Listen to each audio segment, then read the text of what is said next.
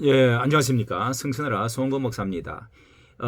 이 공중에서 하는 풍선 장례식, 공중 풍선 장례식을 아십니까? 이게 우리에게도 곧 닥칠 현실 같은데요. 자, 이게 추모할 사람도 묻을 땅도 없다. 이러면서 일본에서 이제 유행하기 시작하는 그런 장례식이라고 합니다. 일본의 그 벌룬 고보라는 회사가 있는데 유골을 풍선에 담아가지고 공중에 올려서 풍선 장례식을 하는 회사인데요. 헬륨 가스를 채운 풍선이 40km, 50km 공중에 이렇게 상층까지 올라가다가 거기서 터지면은 이렇게 뿌려지는 그런 이제 장례식인데요. 이 고인의 유골이 하늘에 뿌려지면서 하늘장이다. 비용은 24만 엔, 즉 우리나라 220만 원 정도라고 하는데요. 여기 이제 서비스로 얼마의 돈을 더 내기만 하면은 반려동물 같은 그런 것과 합장을 해주고 또 뭐 사람의 이런 다른 사람의 것을 합장을 해주는 이런 서비스도 있다고 합니다. 이 예약자가 100명이 넘어서는 이렇게 이제 유행화돼 간다고 하는데요. 이 초고령 사회에 일찌감치 진입했던 이런 일본에서 사망자가 급증 이제 하면서 이 보다 창의적인 장례식에 대한 수요가 늘고 있다 하는 자 이게 이 벌룬 장례식인데요. 풍선 장례식, 하늘 장례식 이 모습을 한번 보십시오. 자 이렇게 평균 수명이 길어지고 출산율은 이제 우리나라처럼 낮은 일본이 2006년도에 초고령 사이에 들어섰는데요. 이 의학 발달 등으로 이제 수명이 길어지면서 사망자 수가 감소하다가 이제 이렇게 많아진다는 겁니다.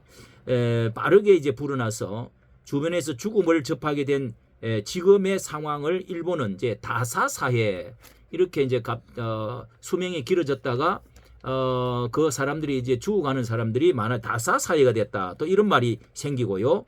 지난해 일본의 사망자가 150만 명을 넘어서서 2차 세계대전 이후에 가장 많은 수였다. 일본 후생 노동성이 2040년쯤 되면은 사망자가 한 해에 168만 명에 달할 것이다. 이렇게 통계를 내놓고 있습니다. 92년도만 해도 86만 명이 이렇게 2022년도는 급증을 해가지고 이렇게 지금 배 이상이 늘어났네요. 이 하루에 4,300명씩 세상을 떠는 그런 이제 장례 시설 이러니까 장례 시설이 부족해서 시달리는데 이렇게 일본이 전통적으로 이 망자의 시신을 화장을 한 뒤에 납골함을 안치하고 묘비를 또 세운다는 겁니다. 이렇게 하니까 불교식인데 장례식을 많이 치르는데 보통 장남이 사찰 관리 비용을 내고 한국의 이제 추석 비슷한 그런 그 오복날에 무덤을 방문하면서 추도를 한다는 겁니다. 예전에는 화장한 유골을 산이나 바다에 뿌리는 그런 행위를 금지를 법도에 어긋난다. 그런 이제 불교식에서는 어긋난다 이렇게 보고 했는데 1990년대 이후 출산율이 급감하면서 또 그런 한 자녀 가정이 늘어나고 평균 수명이 늘어나면서 이제 세상을 뜨게 될 때 자녀도 어르신인 경우가 이제 자녀들조차도 머리가 이제 허연 이런 이제 것이 우리도 이제 간간히 이렇게 자주 보게 되죠. 시간과 에너지가 많이 투입되는 장례 절차를 챙기기가 어렵다 해서 후손이 관리에 손을 놓아가지고 묘지가 늘어난 묘가 2020년도만 한 해 동안에 12만 개, 재작년에 12만 개의 무덤이 폐쇄됐다고 합니다. 이런 이유로 이제 간소하지만은 예의를 차리는 장례 수요가 이렇게 늘어나면서 묘비 대신에 수목장, 이 수목장을 이렇게 100만 엔 정도 하는 값비싼 묘비 대신에 나무를 이렇게 심고 하는 것이 이제 절반 정도는 이렇게 지금 하고 있다는 것입니다. 그러니까 이전의 간섭을 벗어나서 자연과 함께 하는 장례식 이게 일본에 전반적으로 확산하고 있는 추세다.